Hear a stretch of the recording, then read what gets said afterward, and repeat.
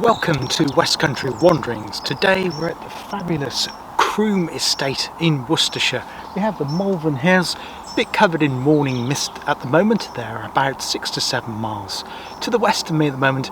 We're in this fabulous capability designed property here, or landscape should I say, and we have a wonderful house. Not only that, we also have some spectacular RAF history to tell you about, including the history of aircraft radar. So why not join me on this journey today here at Croome.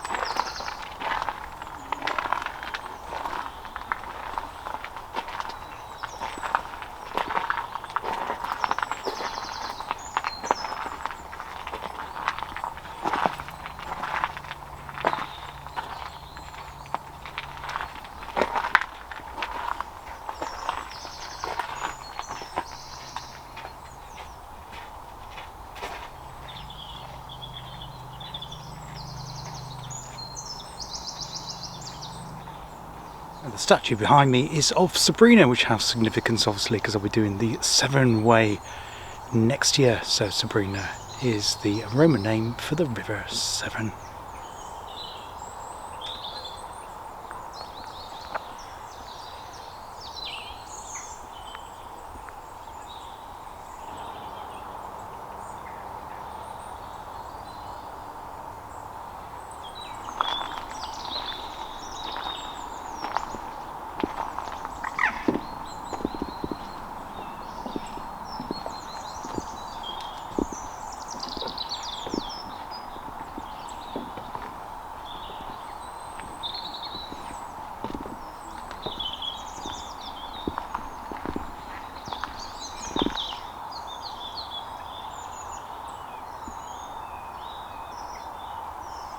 The pavilion behind me was designed by Robert Adam, who had the nickname Bob the Roman because of his Romanesque influence, as you can see from the interior of this pavilion too.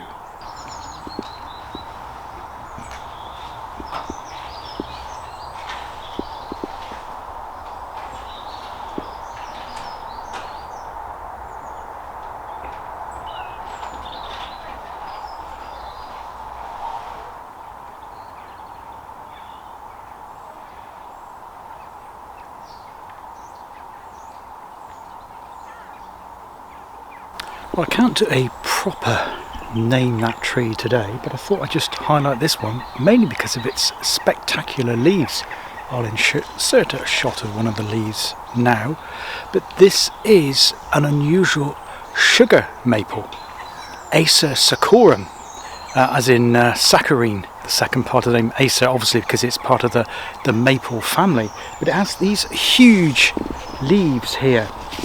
And you can distinguish it from other maples because if you break one of the stalks you'll notice that it lacks the milky juice which is common with the maple family, and these can turn yellow, orange or indeed red as we go through the autumn.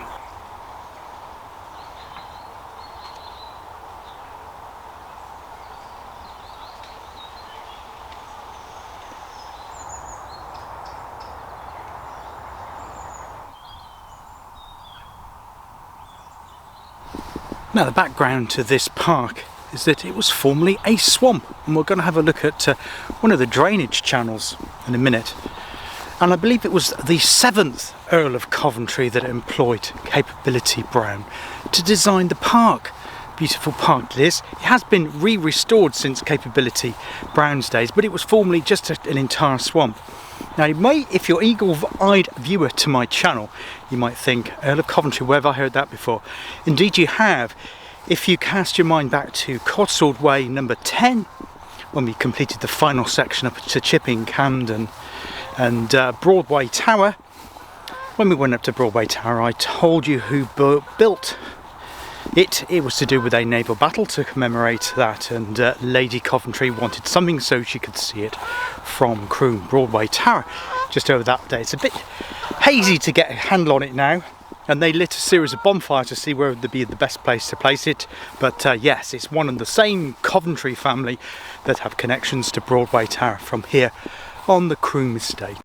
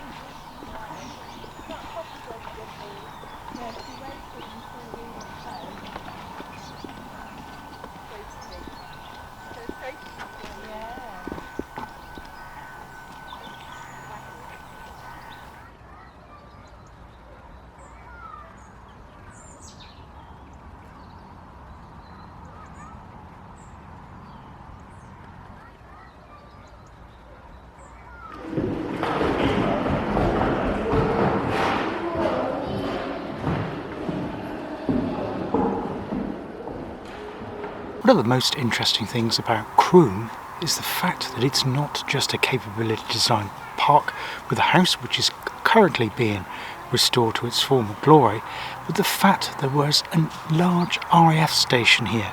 In fact, there was a large RAF airfield just over that side between here and the village of Defford. In fact, it was called RAF Defford. The reason it played such a significant part in the Second World War is because of its development of radar. It worked in conjunction with another scientific research institute over just a few miles that way at the base of the Malvern Hills, and the two worked together.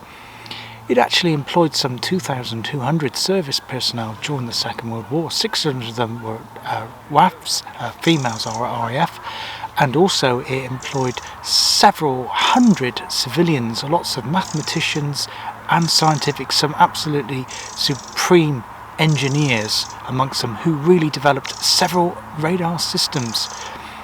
An American Boeing plane was flown here, actually the first time that a plane landed completely unguided by the pilot, using complex for the time and advanced radar systems. Several radar types were developed, and to do with instrument landing systems, development of further distant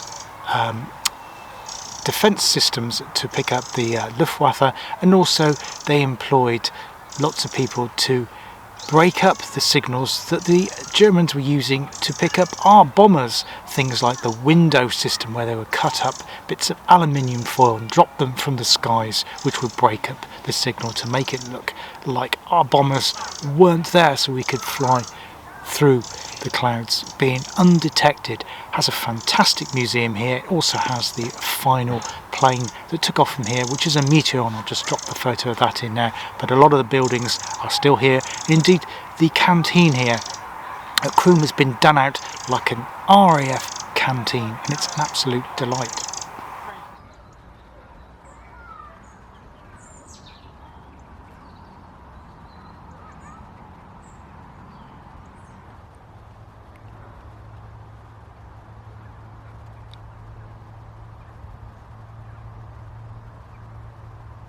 I've come up here to look at Pershore Castle, which is just over there, and we're going to have a look at that in a moment.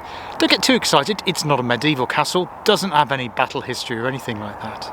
But in fact it was commissioned by the Earl of Coventry, the 6th Earl of Coventry, to make his parkland look older than it actually is. So it's a folly, it's not a real castle, but it is still quite striking. You can see it from Croome Park, but I thought I'd just have a look to get a closer view, look, and then a view back towards the park. So why not join me and we'll have a look across at the castle here. This is Pershore Castle. It was repurchased by the National Trust in conjunction with English Heritage some 12 years ago now, in 2009. And the purpose of that was to bring it back within the context of the Croome estate, although this isn't the Croome parkland here. It was designed by Capability Bound in conjunction with the 6th Earl of Coventry to make his parkland, which is just over there, I'll do a spin round on that bit in a minute, appear a lot older than it actually was. It has the appearance of 11th or 12th century castle, like a miniature Chepstow castle if you like. But it's not, as you can see. It's a false castle. You can see that from the edge of that. Just have a look around the back of it to give you a better idea.